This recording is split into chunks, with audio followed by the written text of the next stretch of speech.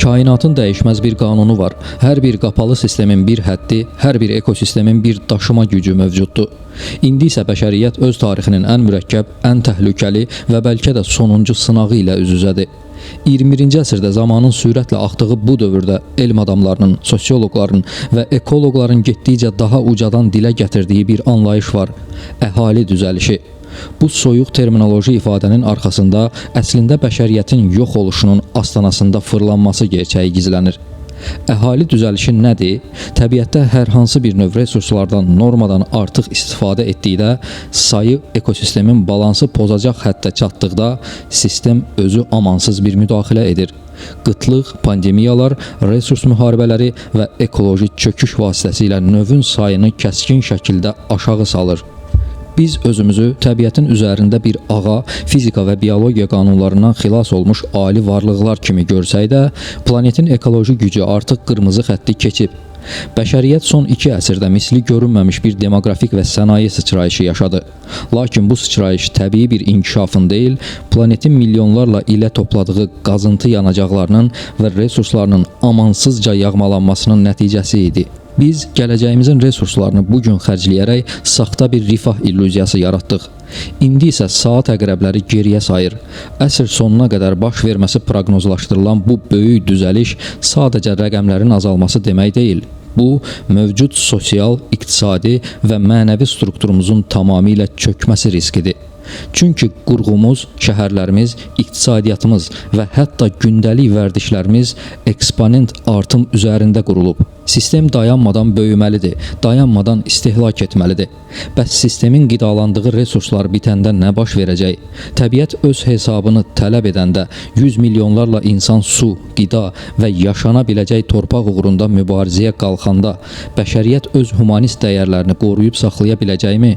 Yoxsa bəşər övladı 1000 illər boyu inşa etdiyi sivilizasiyanı öz əlləri ilə dağıdacaq? Bu böhranın ən acınacaqlı tərəfi ondan ibarətdir ki, biz yox oluşun astanasına gözü bağlı gəlib çıxmamışıq.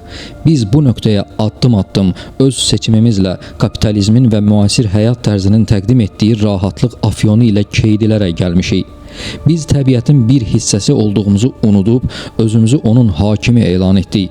İndi isə qarşımızda soyuq bir həqiqət durur.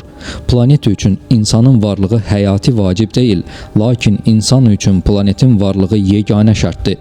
Əgər bu əsrin sonuna qədər gözlənilən böyük əhali düzəlişi amansız bir fəlakət senarisi kimi reallaşarsa, bu bəşəriyyətin təbiət qarşısında uduzduğu sonuncu müharibə olacaq.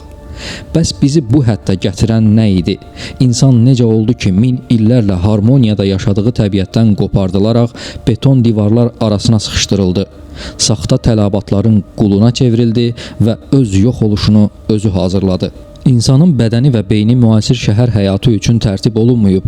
Bizim biologiyamız 100 min illər boyunca açıq səma altında şəkillənib. Əcdadlarımız meşələrdə gəzib, çay kənarında dincəlib, yaşıl ağaclara, torpağa və ulduzlara baxaraq təkamül edib. Bizim sinir sistemimiz təbiətin sakit ritminə uyğun proqramlanıb.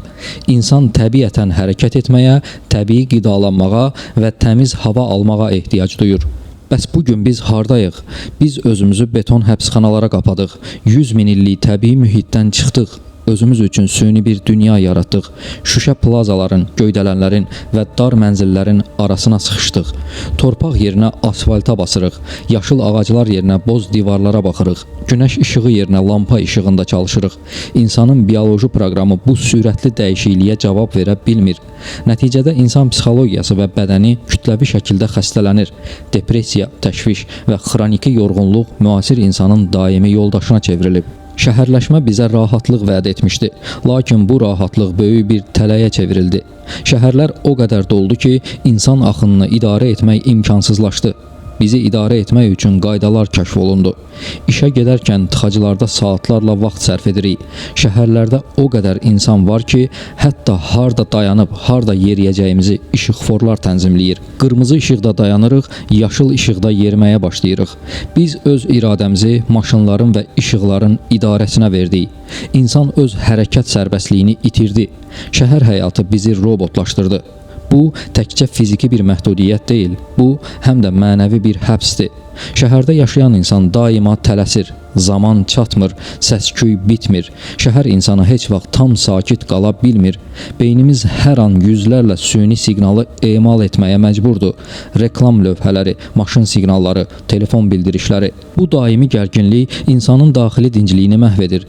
İnsan təbiətin harmoniyasından uzaqlaşdıqca özündən də uzaqlaşır. İnsanın öz mühitindən qopardılması təsadüfi deyil. Bu, yeni iqtisadi sistemin tələbi idi. Çünki təbiətdə yaşayan, özünə yetən insan sistem üçün faydalı deyil. Şəhərə sıxışdırılmış insan isə hər şeyə möhtacdır. O suyunu da, yeməyini də, havasını da satın almalıdır. İnsan şəhərə gəldiyi gün azadlığını itirdi. Beton divarlar arasında ömrünü çürütməyə başladı. Biz təbiətin bir parçası idik.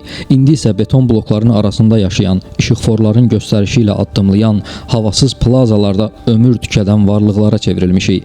Bioloji proqramımıza zidd olan bu həyat tərzinin bədəlini isə sağlamlığımızla, psixologiyamızla və azadlığımızla ödəyirik. Beton həbsxanalara sıxışdırılmış müasir insanı bu sistemdə saxlamaq üçün daha böyük bir mexanizm lazım idi. Bu mexanizmin adı kapitalizmdir. Kapitalizm bizə zəncirlər vurmur. O, zəncirlərin üzərini parlaq kağızlarla bəzəyir. Bizi həbsxanada saxlayan əsas qüvvə isə süni şəkildə yaradılmış tələbatlardır. Bizə elə gəlir ki, azadıq, lakin azadlığımız sadəcə alacağımız brendləri seçmək haqqından ibarətdir. Kapitalist sistem dayanmadan yeni əşyalar, yeni modellər və yeni dəblər istehsal edir. Əslində insanın təməl ehtiyacları çox sadədir. Sığınacaq, qida, geyim və təhlükəsizlik. Amma sistem bizə təlqin edir ki, son model telefona, bahalı maşına və lüks geyimlərə malik olmasaq, biz əski varlıqlarıq. Biz zəruri olmayan əşyaları almaq üçün sevmədiyimiz işlərdə xoşlamadığımız insanlarla illərlə çalışırıq. Bu tələnin ən böyük halqası müasir köləlik forması olan ipotekadır. Bir ev sahibi olmaq üçün insan 20-30 illik gələcəyini ipoteka müqaviləsinə satır. Şüşə plazalarda səhərdən axşama kimi ömrünü çürüdən insan özünə təsəlli verir. Mənim öz mənzilim var. Lakin reallıqda o mənzil insanın yox, bankındır. İnsan ömrünün ən məhsuldar illərini beton divarların pulunu ödəməyə həsr edir. Banka olan borc insanı sistemə möhkəm bağlayır. Artıq o etiraz edə bilmir, işini dəyişməyə risk etmir, azadlığını tələb edə bilmir. Bəs bütün bu ağır zəhmətin, yorğunluğun və stresin mükafatı nədir?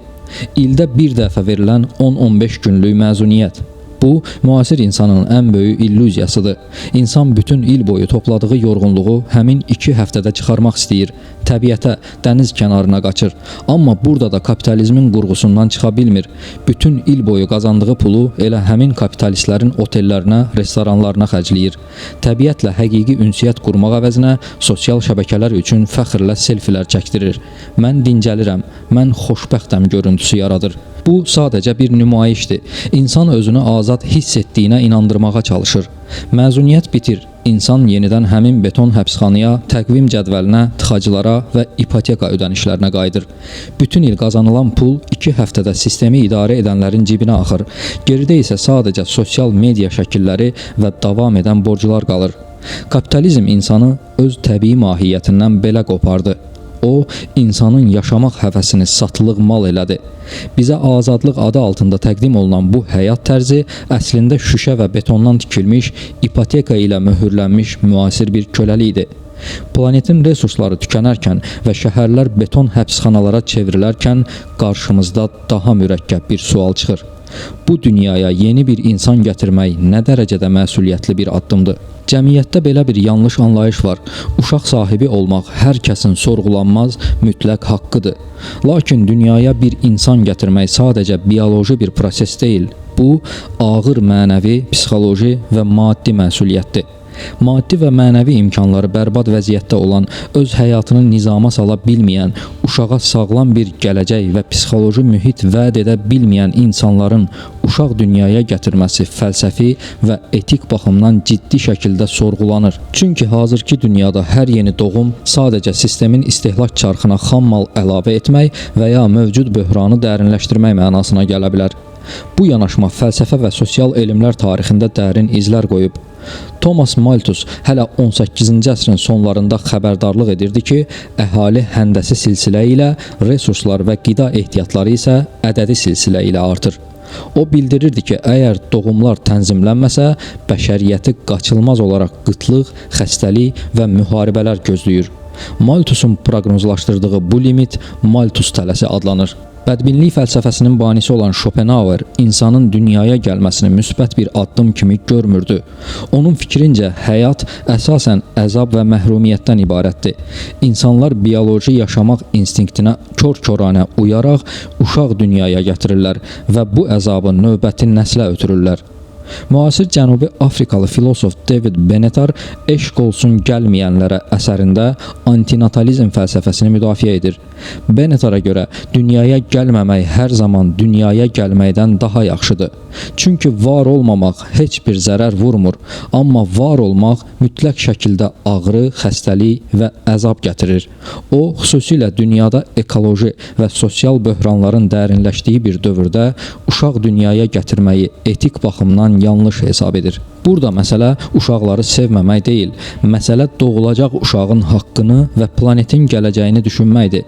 Qeyri-kafi şəraitdə sadəcə cəmiyyətin təzyiqi və ya bioloji instinktlərə uyaraq uşaq dünyaya gətirmək o övlada verilə biləcək ən böyük ədalətsizliklərdən biridir. Dünyanın ekoloji gücü bir yerə qədərdir və doğumların məsuliyyətlə tənzimlənməsi bəşəriyyətin gələcəyi üçün həyati zərurətə çevrilir. Biz bəşəriyyət olaraq yolun ayrıcındayıq. 100 min illər boyu təbiətin köksündə, onun ritmi ilə yaşayan insan son bir neçə əsrdə özünü kainatın hakimi zənn etməyin ağır bədəlini ödəyir.